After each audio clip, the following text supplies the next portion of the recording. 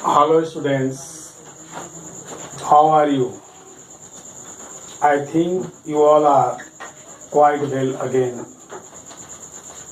हम लोग अपनी पाठ को शुरू करने के पहले एक मैं अपना संदेश फिर से देना चाहता हूँ। सर्वे भवन्तु सुखिनः, सभी जो है खुशहाल रहें। सर्वे संतु निरामया, सभी जो लोग हैं वो रोग से मुक्त रहें। सर्वे भवन्तु सुखिनः, सर्वे संतु निरामया, माने आप जो है खुशहाल रहें, आप रोग मुक्त रहें, यही मेरी कामना है। हम लोगों ने कल पहले पैराग्राफ के बारे में उन्होंने पढ़ लिया है। आज हम लोग सी फीवर के दूसरे पैराग्राफ को पढ़ेंगे। तो मैं अपनी कविता को यहाँ से शुरू कर रहा हूँ। I must go down to the sea again। ये जो रिपीटेशन ऑफ वर्ड जो है, ये जो कवि जो बता रहा है फिर उसको रिपीट कर रहा है, it means what? He has a great desire to see the beauty of the nature, the beauty of the seas, and here we are watching here. Why does the poet wants to go once again in the sea? For the calls of the running tides.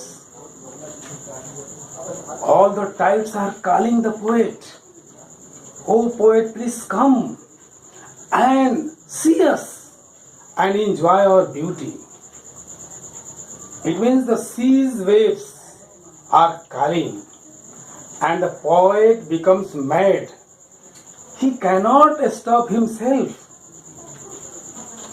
and he is bound to go to see this natural beauty. And what is calling again?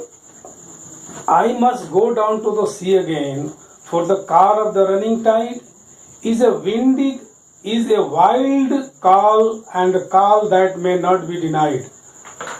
The sea winds is also calling the poet, inviting the poet, and the poet is in such a position that he cannot deny the call of the rising tides and the blowing winds, and he becomes helpless and he decides to go to sea once again.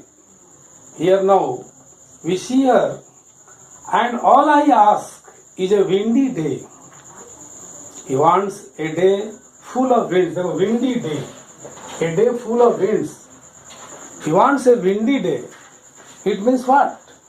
It means he wants to see the wind blowing very fast that can fly the clouds over the sea. समुद्र के ऊपर जो बादल है उसको उड़ा करके लेके चला जाए, इस तरह की कवि की अपनी कल्पना है। आगे हम जो करते हैं कि एंड द फ्लंग स्प्रे। आप लोग जानते हो जब जहाज चलती है तो उसकी लहरें उठती है, उसमें से कुछ स्प्रे फुहारे की तरह चलती है, स्प्रे आता है। उसको कह रहा है कि and all flung spray and the blown spume. Spume का मतलब होता है फेना या झाग या फोम। समुद्र में जब लहरें उठती है उसमें से झाग उत्पन्न होता है, उसमें से फेना उत्पन्न होता है। यानी he wants to see the foam waves, he wants to see the foam waves, and also he wants to listen the cry of the sea gull. Sea gull is what? A kind of water bird, एक प्रकार की पानी की पक्षी है, that cries, वो चिल्लाती है। And the poet wants to hear also the cry of this seagull. It means what? All these lines shows that he is a lover of the nature and he wants to enjoy this nature. He wants to enjoy the beauty of the nature more and more. Now, friends or students or my teachers, I welcome you all, and also I appreciate your efforts for the students. Now I am giving some questions to you to write down.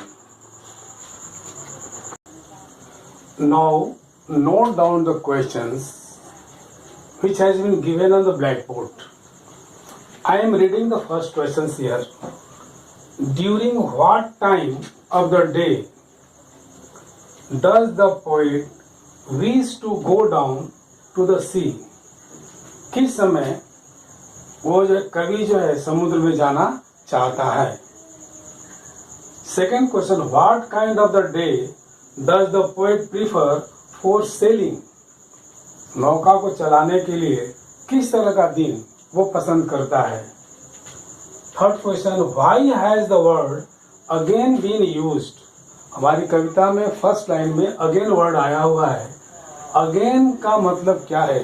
वो again शब्द क्यों use किया हुआ है उसको हमें बताना है.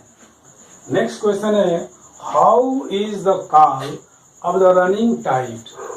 जो टाइड जो है, जो ज्वार है, जो लहरें जो है, किस तरह से जो है पुकार रही है. नेक्स्ट क्वेश्चन है, whose call can not be denied? किसके पुकार को नकारा नहीं जा सकता है? मतलब कौन सी आवाज है, किसकी पुकार है जिसको कवि के द्वारा नकारा नहीं जा सकता है. लास्ट क्वेश्चन है, what would be the strong wind do? जो तेज हवा जो चलती है वो क्या करती है? These all are the questions. First you go through this questions, read it carefully, listen my lectures and try to write the answers of these questions. I think it would be helpful for understanding you the lesson sea fever. आज ये जो हमारा जो है ये second part का तक यहाँ क्वेश्चंस है. और भी क्वेश्चंस मैं लास्ट में दूंगा. नेक्स्ट वीडियो जो है थर्ड पैराग्राफ का मैं कल दूंगा. और तब तक जो है आप स्वस्थ रहिए, परिवार के साथ खुश रहिए, यही हमारी शुभकामना है. धन्यवाद.